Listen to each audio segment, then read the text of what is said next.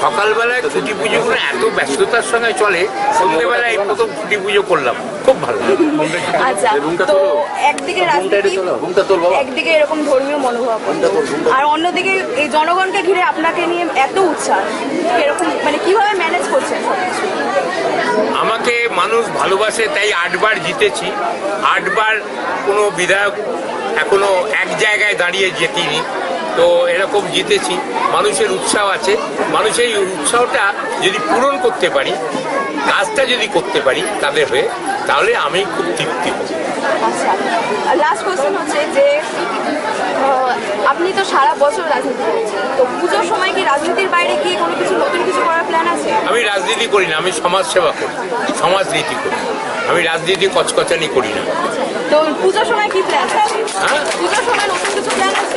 নতুন প্ল্যান হলো মা বোনদের মধ্যে ঘুরবো, দেখবো তারা কি বলছে, তাদের মনোভাবটা জানবো। এটাই চাই দাদা। আনন্দ করে কাটাচ্ছেন, পুজোটা পুরোটাই আনন্দ করে কাটাচ্ছেন তো? আনন্দ করব, নিরানন্দের ঘরে যদি একটু আনন্দ আনতে পারি, সেইটি আমার আনন্দ। এদেরকে কতটা উৎসাহ দেবেন? মহিলা পরিচালিত পুজো, মহিলা পরিচালিত পুজোকে আমার বিশেষ সাহায্য থাকে। পুরুষরা যারা করে, ছেলেরা যারা করে, মেয়েরা যারা পুজো করে, মেয়েদের পাশে একটু দাঁড়াতে হয়, কেননা তাদেরকে একটু সবল করতে হয়। Thank you.